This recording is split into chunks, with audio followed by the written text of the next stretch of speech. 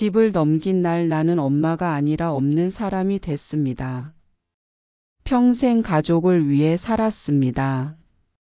밥을 굶어도 아파도 아이들 먼저였고 남편 먼저였습니다. 그런데 진명이 하나 바뀌었을 뿐인데 방을 뺏기고 소파에서 자기 시작했고 밥상에서 제 자리가 사라졌습니다. 그래도 참았습니다. 그래도 가족이니까요. 그런데 어느 날 서랍 깊숙이 숨겨진 낡은 문서 한 장에서 지워지지 않은 제 이름을 발견했습니다. 그날부터 제 인생은 다시 시작됐습니다. 이 이야기가 마음에 와 닿는다면 지금 구독과 좋아요 꼭 눌러주세요. 비슷한 사연들 계속 들려드리겠습니다. 오늘의 이야기 지금 시작합니다. 새벽 5시. 알람도 없이 박명희의 눈이 떠집니다. 어둠 속에서 천장을 바라보던 그녀는 천천히 몸을 일으킵니다. 거실 소파 위 얇은 이불 한 장이 전부입니다. 명희는 숨을 죽인 채 이불을 개기 시작합니다. 구겨진 자국 하나 남기지 않으려 조심스럽게 쿠션을 제자리에 놓고 소파 위 머리카락 한 올까지 털어냅니다. 8시 전에 모든 흔적을 지워야 합니다. 며느리가 일어나기 전에. 이것이 68세 박명희의 아침입니다.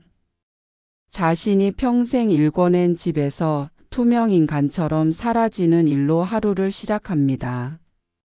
창가에 서서 밖을 내다보는 명희. 중계동 32평형 아파트 15층 동양입니다. 저 너머로 보이는 새벽 시장. 30년 전 명희는 그곳에서 반찬 가게를 운영했습니다. 아줌마 오늘 멸치볶음 있어요? 당연하죠. 방금 볶았어요. 따끈따끈해요. 손님들의 웃음소리가 들리는 듯합니다. 김치 냄새, 간장 냄새, 참기름 냄새. 그 모든 것이 명희의 삶이었습니다. 남편이 세상을 떠난 건 명희가 38살 때였습니다. 가 초등학교에 입학한 장남 진수와 5살 차남. 앞이 보이지 않았습니다. 하지만 명희는 주저앉지 않았습니다. 다음 날 새벽부터 시장 좌판을 깔았습니다. 처음엔 김밥이었습니다. 팔리지 않으면 아이들 도시락이 됐습니다. 그 다음은 밑반찬이었습니다. 손맛이 좋다는 소문이 났습니다. 10년이 흘렀습니다. 좌판은 점포가 됐습니다. 명희의 손은 거칠어졌지만 통장 잔고는 조금씩 늘어났습니다. 그리고 20년 후 명희는 이 아파트를 샀습니다. 엄마, 우리 이제 진짜 집 생긴 거야? 그래, 진수야. 이제 우리 집이다. 명희는 그날을 기억합니다. 27살이 된 아들이 눈물을 글썽이던 모습을. 이 집은 단순한 부동산이 아니었습니다. 30년 헌신의 결과였습니다. 새벽 4시에 일어나 밤 10시에 잠든 날들의 증표였습니다. 진수는 대학을 졸업하고 대기업에 취직했습니다. 차남도 안정적인 직장을 잡았습니다. 명희는 만족했습니다. 자식이 잘 되는 것, 그것이 곧 자신의 성공이라 믿었습니다. 3년 전 가을이었습니다. 진수가 결혼한 지 5년째 되던 해였습니다. 어머니 잠깐 드릴 말씀이 있어요. 며느리 수진이 차를 따라주며 말했습니다. 진수가 옆에 앉았습니다. 엄마, 진명이를 제 앞으로 옮기면 어떨까요? 그게 무슨 소리니? 상속세 때문이에요. 지금 옮겨두면 나중에 세금을 안 낼 수 있어요. 수진이 거들었습니다. 어머니는 평생 여기 사시는 거예요. 걱정 마세요. 그냥 서류상으로만 바뀌는 거예요. 명희는 망설였습니다. 하지만 아들의 눈빛은 진지했습니다. 엄마, 저 못 믿으세요? 명희는 고개를 저었습니다. 아들을 믿을 수밖에 없었습니다. 다음 주 법무사 사무실에서 서류에 도장을 찍었습니다. 떨리는 손이었지만 명희는 가족을 위한 당연한 일이라 생각했습니다. 변화는 미묘하게 시작됐습니다. 처음 한 달은 아무것도 달라지지 않았습니다. 하지만 2달째 며느리가 말했습니다. 어머니 안방이 좀 넓잖아요. 우리가 쓰면 안 될까요? 어머니는 작은 방 쓰시고요. 명희는 괜찮다고 했습니다. 젊은 사람들이 넓은 방을 쓰는 게 맞다고 생각했습니다. 6개월 후 손주가 태어났습니다. 어머니 아기 방이 필요해요. 작은 방을 써야 할 것 같아요. 그럼 나는 거실 소파에서 주무시면 되잖아요. 어차피 어머니는 일찍 일어나시니까요. 명희의 가슴이 철렁 내려앉았습니다. 하지만 손주를 보는 순간 불만은 사라졌습니다. 작고 따뜻한 생명. 이 아이를 위해서라면 소파쯤이야. 명희는 스스로를 설득했습니다. 그렇게 또 1년이 흘렀습니다. 지금 명희는 창가에 서 있습니다. 밖에선 해가 떠오르고 있습니다. 거실 한쪽 구석 그녀의 작은 캐리어 하나. 그 안에 옷가지 몇 벌이 전부입니다. 이 넓은 집에서 명희의 공간은 캐리어 하나로 줄어들었습니다. 식탁에는 4개의 그릇이 놓여 있습니다. 진수, 수진, 손주 그리고 명희의 그릇은 없습니다. 어머니는 일찍 드셨으니까 됐죠? 며느리의 말이 귓가에 맴돕니다. 명희는 천천히 고개를 떨굽니다. 창밖 세상은 밝아지고 있지만 그녀의 마음속은 점점 어두워집니다. 무언가 잘못되고 있습니다. 하지만 명희는 아직 모릅니다. 이것이 시작에 불과하다는 것을. 자신의 이름이 조금씩 지워지고 있다는 것을. 그리고 머지않아 그녀는 선택의 순간을 맞이하게 될 것입니다. 68년을 살아온 박명희라는 이름을 되찾을 것인가, 아니면 영원히 투명 인간으로 남을 것인가. 그날 이후 명희는 달라졌습니다. 아니, 달라진 건 명희가 아니었습니다. 가족이었습니다. 아침 8시. 며느리 수진이 일어납니다. 명희는 이미 소파를 정리하고 부엌에서 아침 준비를 하고 있습니다. 된장찌개가 보글보글 끓고 있습니다. 수진이 부엌으로 들어옵니다. 명희를 스쳐 지나가며 냉장고를 엽니다. 어머니 우유 어디 갔어요? 응, 위쪽 칸에 있어. 대답도 듣지 않고 수진은 우유를 꺼내 나갑니다. 인사도 없습니다. 명희는 국자를 저으며 작게 한숨을 쉽니다. 예전엔 어머니 주무셨어요? 라는 인사가 있었습니다. 지금은 그것조차 사라졌습니다. 식탁에 아침상이 차려집니다. 진수가 넥타이를 매며 앉습니다. 수진이 손주를 안고 앉습니다. 3개의 자리. 명희는 부엌 구석에 서 있습니다. 어머니는 안 드세요? 진수가 묻습니다. 하지만 시선은 휴대폰에 가 있습니다. 나는 일찍 먹었어. 천천히 먹어라. 거짓말입니다. 명희는 아직 아무것도 먹지 않았습니다. 하지만 자리가 없습니다. 4명이 앉을 수 있는 식탁. 그런데 명희의 그릇은 준비되지 않았습니다. 수진이 손주에게 밥을 먹이며 말합니다. 서준아, 할머니가 해주신 된장찌개 맛있지? 아이는 웃습니다. 명희도 미소 짓습니다. 하지만 그 미소 뒤로 무언가가 스며듭니다. 외로움이었습니다.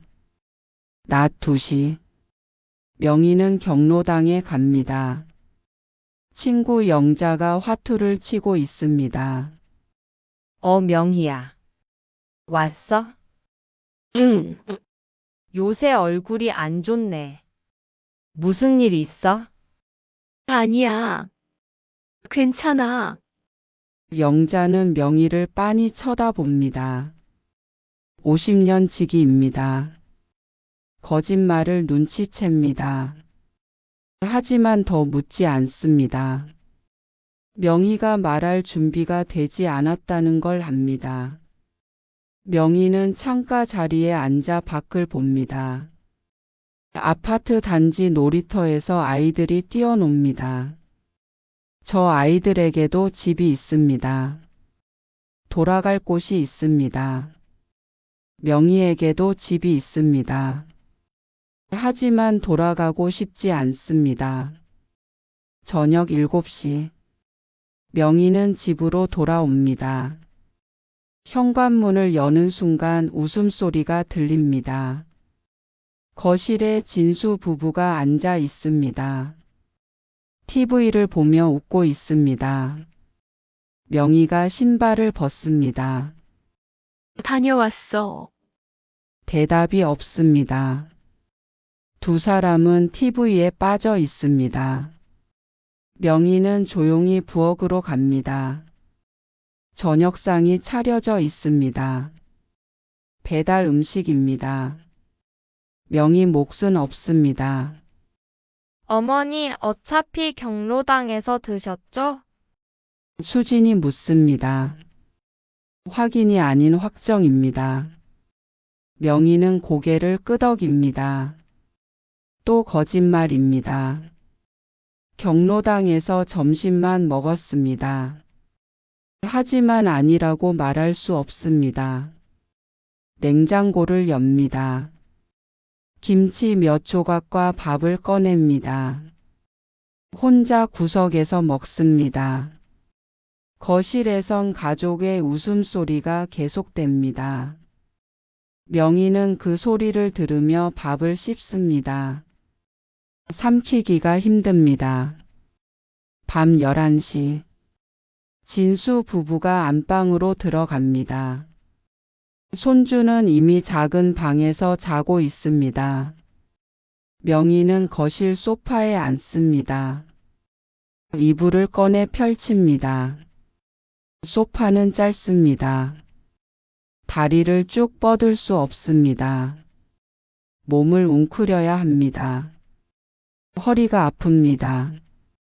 68세의 몸은 이미 한계를 넘었습니다. 하지만 명희는 참습니다. 그래도 가족이니까. 창밖 달빛이 거실을 비춥니다. 명희는 천장을 바라봅니다.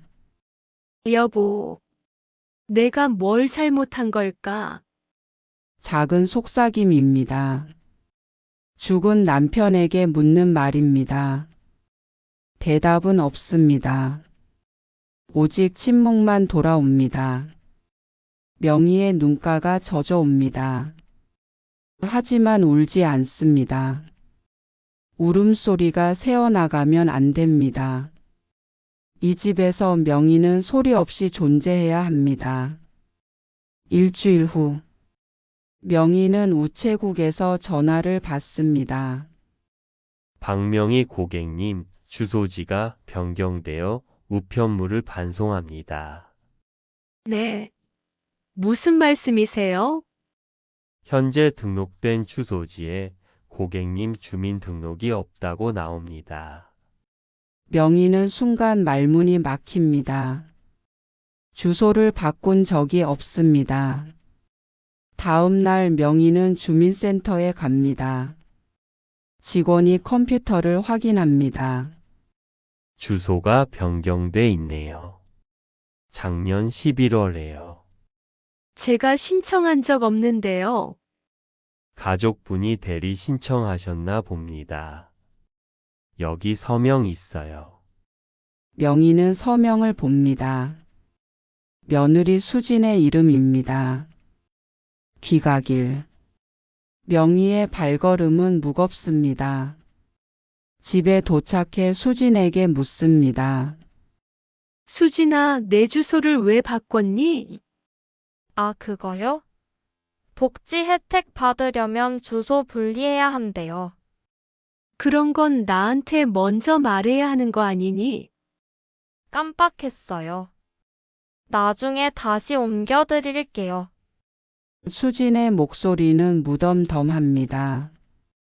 미안함도 설명도 없습니다. 명희는 더 이상 말하지 못합니다.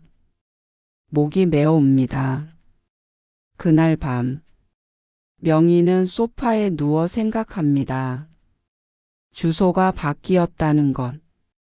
그것은 단순한 서류 변경이 아니었습니다. 법적으로 명희는 이미 이 집 사람이 아니었습니다. 존재가 지워지고 있었습니다. 명희는 눈을 감습니다. 하지만 잠이 오지 않습니다. 머릿속으로 지난 3년이 스쳐 지나갑니다. 조금씩 천천히 자신이 사라져간 시간들. 공간이 줄어들고, 식탁에서 밀려나고, 이름이 지워지고. 이게 맞는 걸까? 명희는 처음으로 의문을 품습니다. 가족을 위한 희생이 정말 옳은 것인지.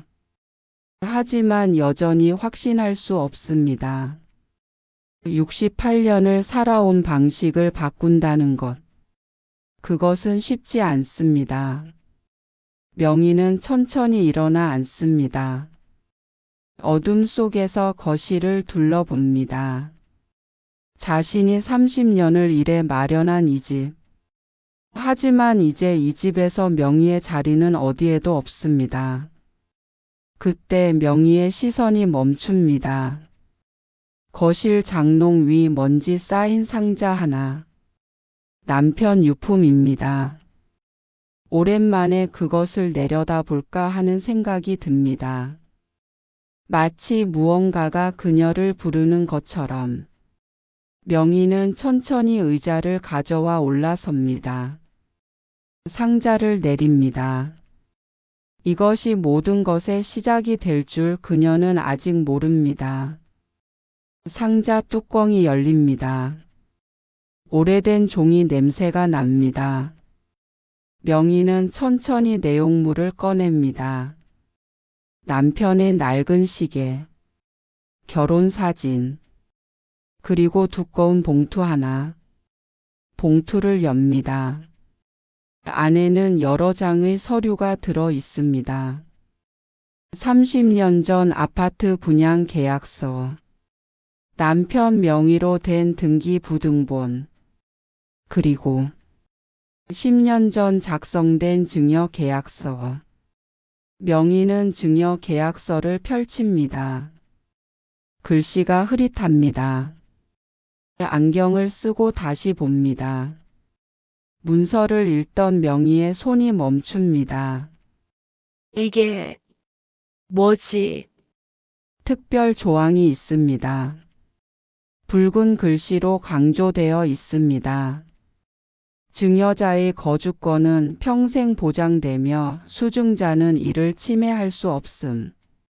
만약 거주권 침해, 부당한 대우 또는 생활상의 중대한 불이익이 발생할 경우 증여자는 본 계약을 취소하고 재산권을 회복할 수 있음.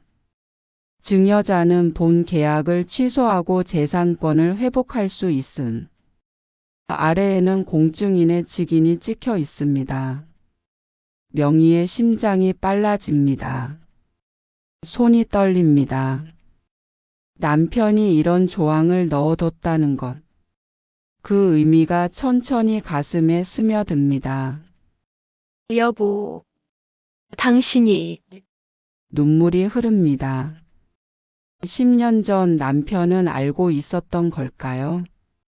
언젠가 이런 날이 올 것을. 다음 날 아침, 명희는 서류를 들고 거실에 앉아 있습니다.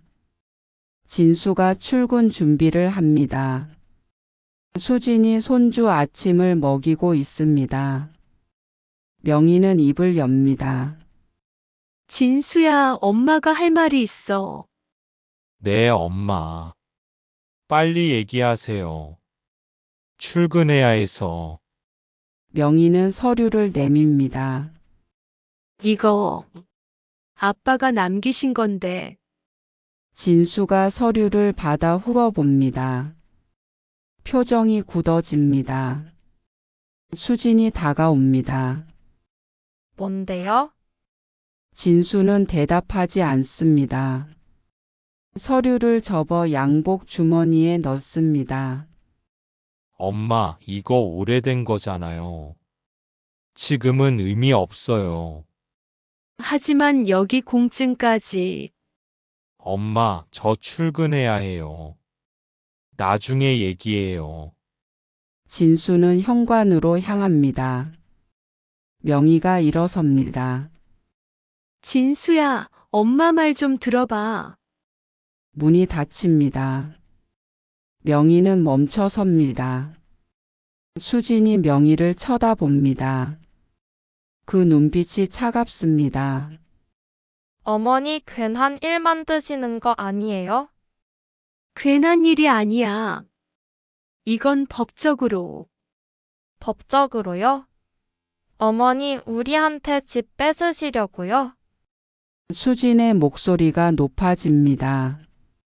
명희는 당황합니다. 뺏는 게 아니라.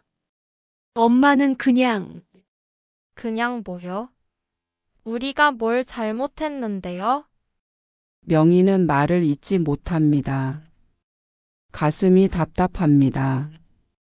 수진은 손주를 안고 방으로 들어갑니다. 문이 쾅 닫힙니다. 명희는 혼자 거실에 남습니다. 다리에 힘이 풀립니다. 소파에 주저앉습니다. 오후, 명희는 경로당에 갑니다. 영자가 있습니다. 명희야, 얼굴이 왜 그래? 명희는 더 이상 참을 수 없습니다. 눈물이 쏟아집니다. 영자가 명희를 옥상으로 데려갑니다. 아무도 없는 곳입니다.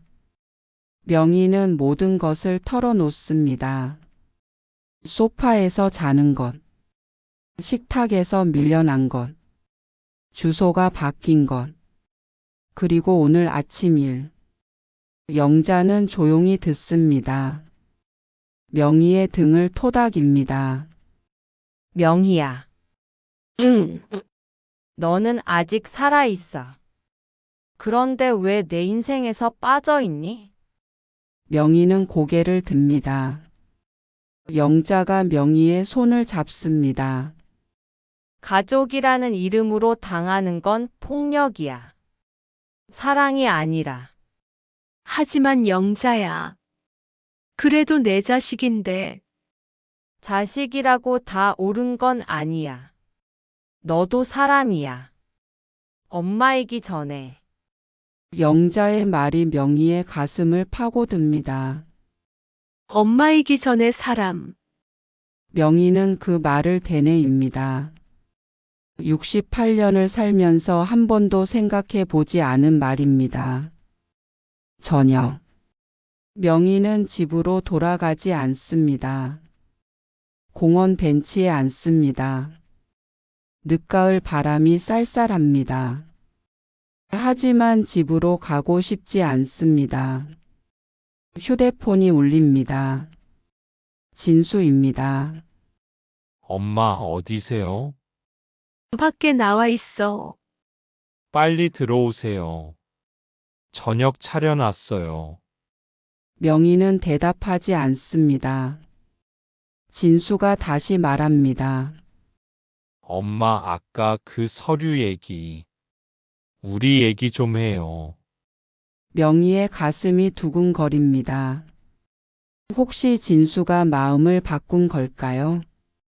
지금 갈게. 명희는 집으로 향합니다. 희망과 불안이 교차합니다. 현관문을 엽니다. 거실에 진수와 수진이 앉아 있습니다. 명희가 들어서자 두 사람이 일어섭니다. 엄마 앉으세요. 명희는 소파에 앉습니다. 진수가 앞에 앉습니다. 엄마 아까 그 서류는 제가 알아볼게요. 정말? 네. 법무사한테 물어볼게요. 그러니까 엄마는 걱정 마세요. 명희는 안도의 한숨을 쉽니다. 역시 아들입니다. 하지만 진수의 다음 말이 명희를 얼어붙게 합니다. 근데 엄마 요양원은 어때요? 뭐라고? 수진이 끼어듭니다. 어머니 여기서 불편하시잖아요. 요양원 가시면 편하실 거예요. 나는 불편하지 않아. 어머니 솔직히 불편하시잖아요. 우리도 어머니 눈치 보이고요. 명희의 손이 떨립니다. 진수가 말합니다. 엄마 좋은 데 알아봤어요. 시설도 깨끗하고. 진수야. 엄마를 보내려고. 보내는 게 아니라 엄마가 편하시라고. 명희는 일어섭니다. 다리가 후들거립니다. 나는 안 가. 명희는 거실을 빠져나와 베란다로 갑니다. 문을 닫습니다. 베란다는 좁습니다.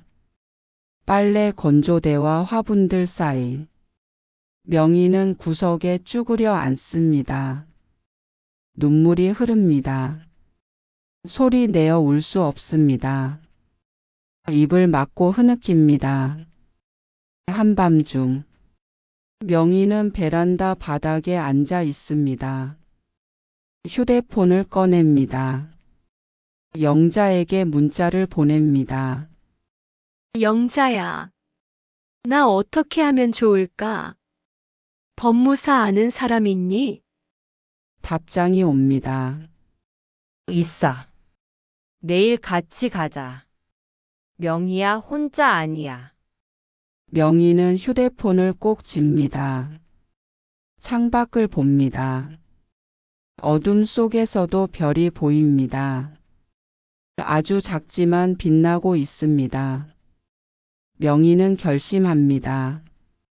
더 이상 지워지지 않기로.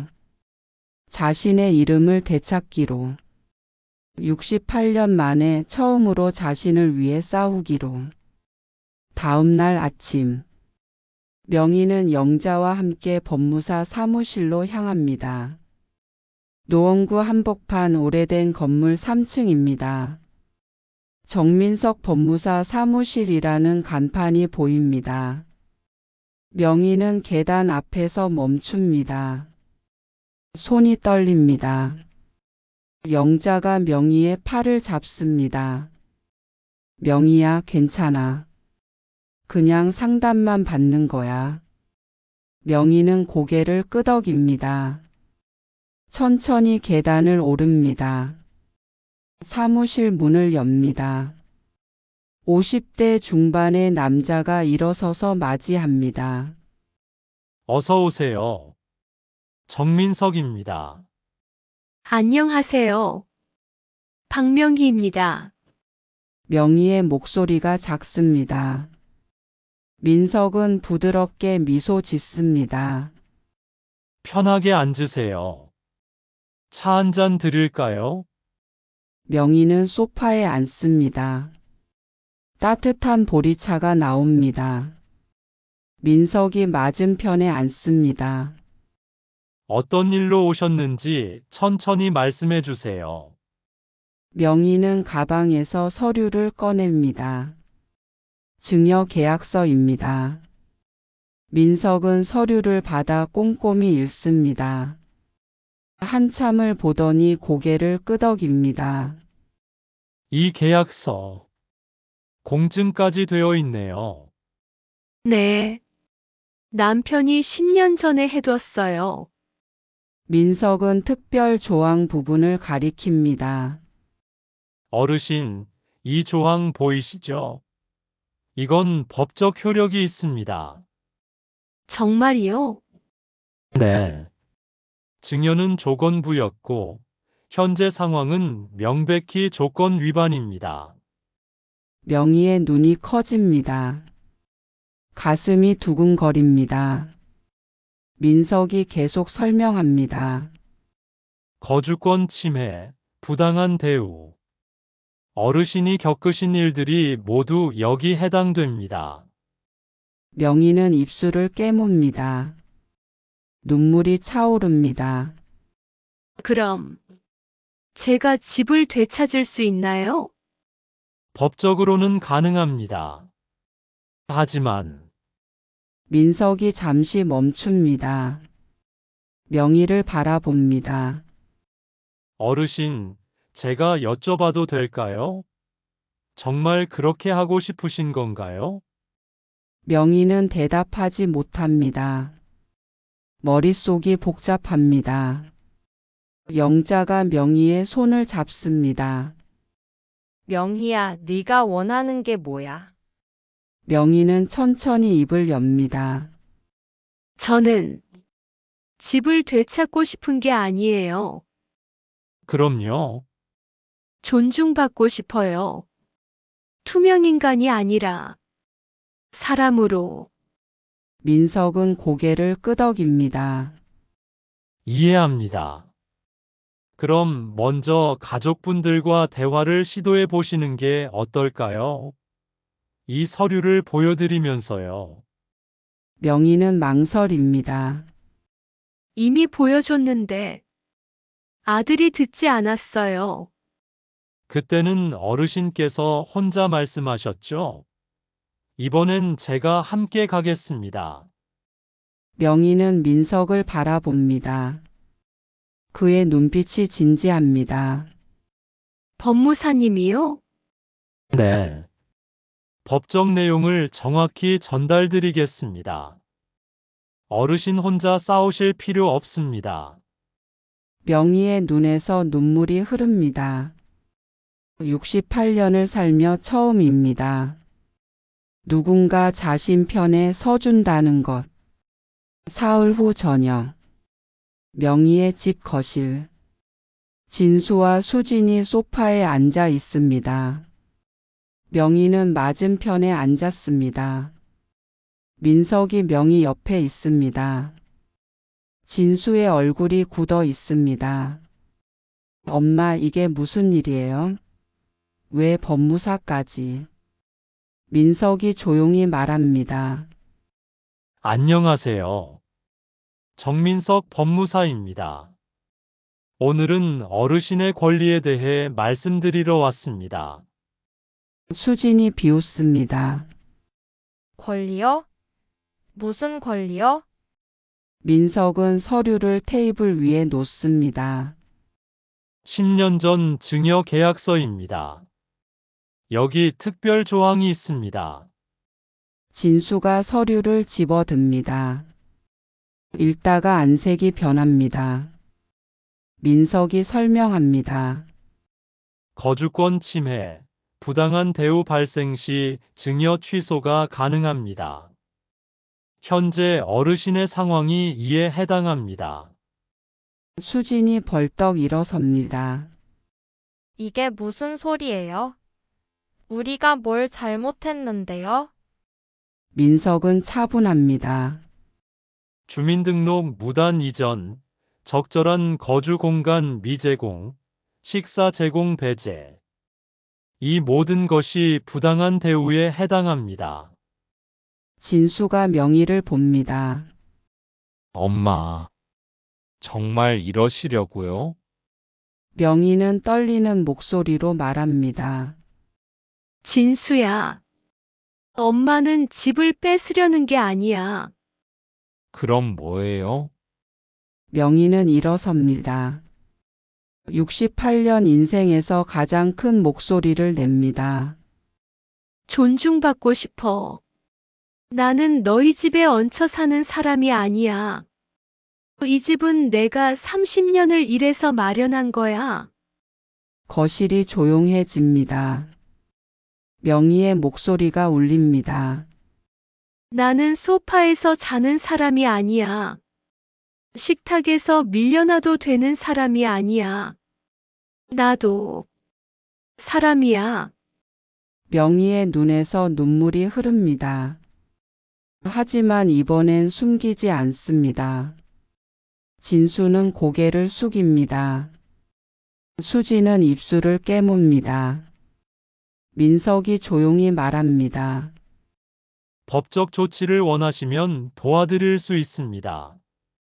하지만 어르신이 원하시는 건 그게 아니시죠? 명희는 고개를 끄덕입니다. 나는 그냥 가족이고 싶었어. 함께 밥 먹고 함께 웃고 그것만 원했어. 진수가 입을 엽니다. 엄마, 하지만 그게 안 되면 나는 떠날 거야. 투명인간으로 사느니 혼자 사는 게 나아. 명희는 가방을 집어듭니다. 민석과 함께 현관으로 향합니다. 진수가 따라옵니다. 엄마, 잠깐만요. 명희는 멈춥니다. 진수가 명희 앞에 섭니다. 엄마, 죄송해요. 처음 듣는 사과입니다. 명희의 가슴이 떱니다. 엄마가 뭘 느끼셨는지 몰랐어요. 아니, 모른 척 했어요. 진수의 목소리가 떨립니다. 시간을 주세요. 제대로 하겠습니다. 엄마를 제대로 모시겠습니다. 명희는 아들을 바라봅니다. 민석이 명희에게 속삭입니다. 어르신, 결정은 어르신 몫입니다. 명희는 천천히 고개를 끄덕입니다. 진수야. 엄마는 한 달만 밖에 나가 있을게. 그동안 내가 정말 변할 수 있는지 볼 거야. 명희는 현관문을 엽니다. 뒤돌아보지 않고 나갑니다. 복도를 걸으며 명희는 처음으로 느낍니다. 자유를. 자신의 삶을 자신이 결정한다는 것. 그것이 얼마나 큰 힘인지. 한 달이 흘렀습니다. 명희는 영자의 집에 머물렀습니다. 작은 방 하나였지만 그곳은 온전히 명희의 공간이었습니다. 아침에 눈을 뜨면 창밖으로 햇살이 들어왔습니다. 소파가 아닌 침대에서 다리를 쭉 뻗고 잘 수 있었습니다. 식탁에는 명희의 그릇이 있었습니다. 그 한 달 동안 명희는 배웠습니다. 혼자라는 것이 외로움이 아니라 자유일 수 있다는 것을. 진수에게서 연락은 없었습니다. 명희도 먼저 연락하지 않았습니다. 한 달째 되는 날, 법무사 민석에게서 전화가 왔습니다. 어르신, 서류 처리가 완료됐습니다. 진명희가 다시 어르신 앞으로 돌아왔습니다. 명희는 전화를 끊고 한참을 앉아 있었습니다. 가슴이 복잡했습니다. 기쁨보다는 씁쓸함이 컸습니다. 이렇게 법으로 되찾아야 했다는 것이. 하지만 후회는 없었습니다. 이것이 자신을 지키는 방법이었습니다. 이틀 후, 명희는 집으로 돌아갔습니다. 현관 비밀번호가 바뀌어 있었습니다. 민석이 미리 바꿔준 새 번호를 눌렀습니다. 문이 열렸습니다. 거실은 텅 비어 있었습니다. 소파도 식탁도 TV도 없었습니다. 진수 가족은 이미 이사를 간 뒤였습니다. 명희는 천천히 집 안을 둘러봤습니다. 안방도 비어 있었습니다. 작은 방도 비어 있었습니다. 흔적조차 남기지 않고 떠났습니다. 명희는 거실 한가운데 섰습니다. 텅 빈 공간. 하지만 이상하게도 답답하지 않았습니다. 오히려 후련했습니다. 베란다로 나갔습니다. 창문을 활짝 열었습니다. 바람이 들어왔습니다. 오래된 냄새를 밀어내고 새로운 공기가 들어왔습니다. 명희는 눈을 감았습니다. 깊게 숨을 들이쉬었습니다. 이 집은 이제 진짜 명희의 것이었습니다. 법적으로만이 아니었습니다. 마음으로도. 다음 주부터 명희는 집을 새로 꾸미기 시작했습니다. 영자가 함께 가구점에 갔습니다. 명희는 처음으로 자신이 좋아하는 것을 골랐습니다. 아들 가족을 위한 것이 아니었습니다. 손주를 위한 것도 아니었습니다. 오직 자신을 위한 선택이었습니다. 작지만 편한 소파, 혼자 앉기 딱 좋은 식탁, 따뜻한 색감의 커튼, 하나씩 채워지는 집, 하나씩 채워지는 명희의 삶. 한 달 후, 진수에게서 문자가 왔습니다. 엄마, 우리 이사했어요. 주소 보내드립니다. 주소만 덩그러니 적혀 있었습니다. 사과도 없었습니다. 안부도 없었습니다. 명희는 한참을 문자를 바라봤습니다. 답장을 쓰려다 멈췄습니다. 휴대폰을 내려놓았습니다. 굳이 답할 필요를 느끼지 못했습니다. 창밖을 바라봤습니다. 저녁 노을이 아름다웠습니다. 2달이 지났습니다. 추석이 다가왔습니다. 예전 같으면 며칠 전부터 준비에 쫓겼을 것입니다. 전 부치고 나물 무치고 집안 청소하고.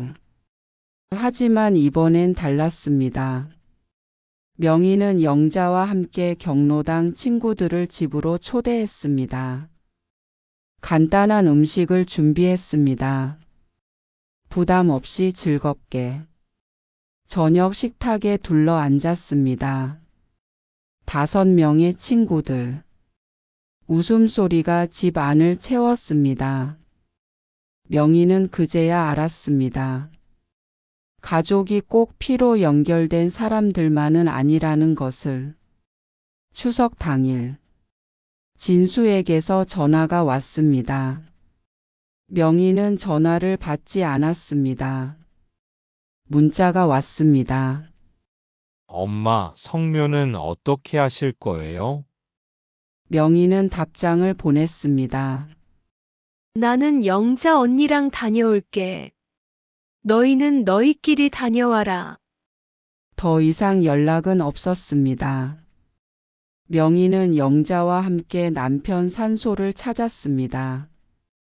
묘 앞에 앉아 조용히 말했습니다. 여보, 나 이제 혼자 잘 살아요. 걱정 마요. 바람이 불었습니다. 남편이 대답하는 것 같았습니다. 6개월이 흘렀습니다.